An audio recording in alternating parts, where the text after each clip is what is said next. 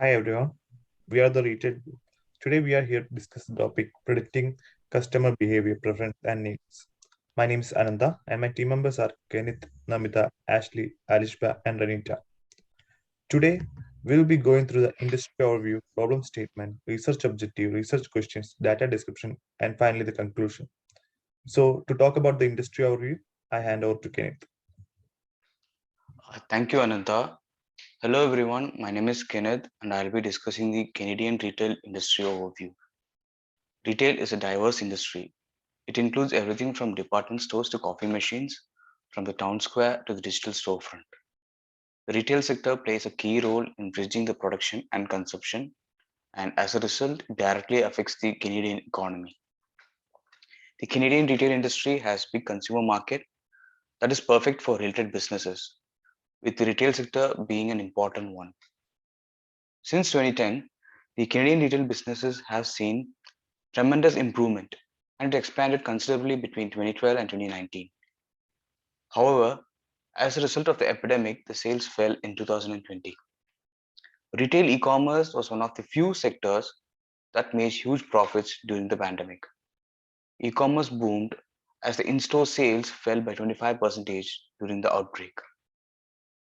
Around 29 million Canadians were expected to make online purchases by the end of 2022.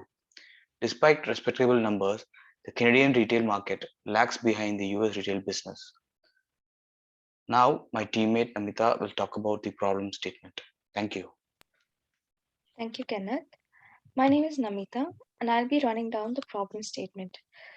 The retail industry is a continually evolving industry. Customers are the most important asset to the industry.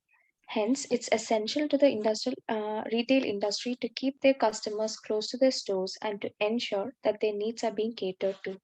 Investing in ways to identify customers who are more likely to purchase and what their likings are could give retail stores a good picture of customer demographics. This, in turn, will help the organization to grow and find ways in which they can better customer experience. Even though retailers are trying to explore every other way to cater to their customers' experience, there still lies some challenges ahead of them, such as shifting customer habits. Retail industry is a kind of industry that consists of customers with varying interests. Catering to different types of customers with continually shifting behavior or needs could pose as a huge challenge to retailers. And there could be multiple reasons for their shifting needs, such as current trends, situational parameters, or even it just could be the weather. The second challenge is expensive technology.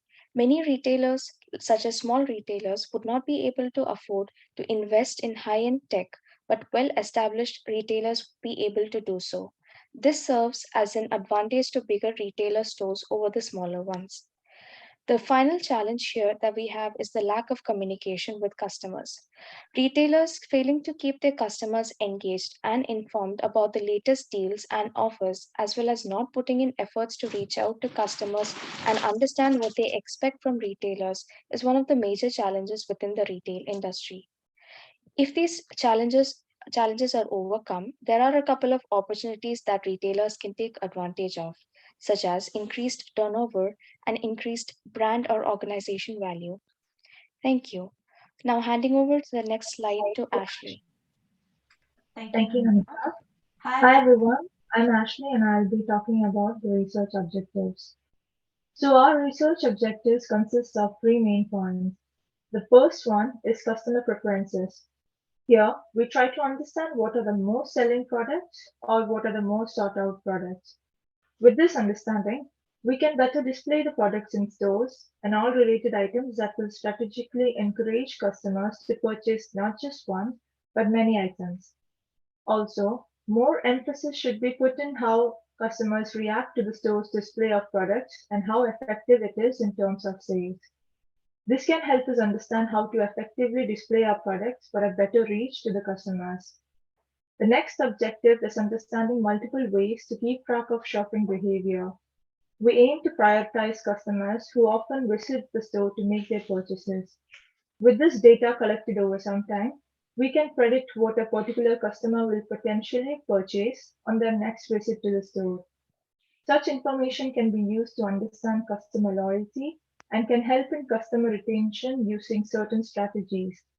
Also, recognizing similar shopping patterns of all customers can help understand and modify the store outlet to market popular or newly launched projects in hotspots where all customers are likely to pass by. By doing this, the reach of such products is increased by a huge margin. Our final objective is to understand inventory management. This helps us to gain insights into the ordering, storing, usage, and sales of products. To simplify it, this is where we try to sync the sales floor and warehouse by keeping count of the products on display. This helps prevent overstocking and understocking as well. This is important because overstocking unpopular products on shelves and in warehouses can add on later to be counted as a loss, and understocking products can lead to a decline in profit since the rate of refilling the shelves cannot keep up with the high demand of customers. Recognizing such challenges can assist in taking appropriate actions for the store to function properly. So this covers the research objectives. Next, we will talk about the research questions. Over to you, Alishba. Thank you, Ashley. My name is Alishba, and I will be going through the research questions. We decided on 3 questions, the first of which is, how can we determine what data is relevant to understanding customer shopping preferences? Retailers have access to large magnitudes of customer data, including the shopping behavior, purchase history, and even their personal information, such as their location, gender, and the categories of customers they fall into. To predict customer preferences, sorting and filtering through this wealth of information in order to analyze only its most relevant aspects is essential. The second question we're trying to answer is, how can this data be used to improve sales? Once the relevant data has been identified and it is prepared, retailers should evaluate it so they can decide which areas of business require improvement and monetary investment in order to maximize short-term and long-term impact on sales turnover, brand recognition, and customer satisfaction. By analyzing this data, we can find out where the weak spots as well as where the strengths of the retailers lie. The last question we're trying to answer is, can the impact of technology boost sales as well as customer shopping experiences? And if so, how? Well, the most recent successful usage of technology in retail stores includes everything from self-checkout stations to movement tracking in stores. In an effort to influence purchasing decisions, recognize touchpoints, create a community around the brand, and reduce friction in the buying process. Technology can also help retailers streamline operations, balance their inventory assortments, manage ordering and track pricing, and cut costs internally, therefore resulting in lower product prices for the customers. We should be able to confidently say that technology will improve customer experiences by providing ease during the shopping process and also by providing the freedom of choices within their monetary constraints. Handing it over to Renita to explain the data description. Thank you, Alishba. Hi everyone, my name is Renita and I'll be taking you through the data description. The dataset we have chosen comprises the purchase information of all Walmart stores between 2012 and 2015. Before moving forward with the analysis, the data will have to be cleaned to prune any missing values or outliers. Some of the main focal points of our analysis will include information about the order date, quantity of items purchased, and region of purchase, among others. We've observed some interesting facts about this particular dataset. A customer shopping behavior could be very enlightening about how certain products could be placed in neighboring aisles to increase the probability of purchase. For example, a customer buying a bottle of wine could be influenced to also buy a serving of cheese if the products were placed close together. There could also be a correlation between a customer's age and the kind of product they buy. For instance, a consumer in their late 30s is more likely to gravitate towards the section containing baby products than a consumer in their 50s. There have also been past speculations about the effect of region on a product purchase. A user's intention to purchase a regional product seems to be positively influenced by their sense of belonging to the product's region of origin. With this analysis, we hope to discover more of these influential factors in this dataset that are essential to predicting customer behavior. Over to Anantha to conclude our presentation. Thank you, Renita. So in conclusion, to recognize customer patterns using technology efficiently can be significant and can also be used to better manage business by keeping track of products and sale. Also, collecting feedbacks and conducting regular surveys can help understand customers more.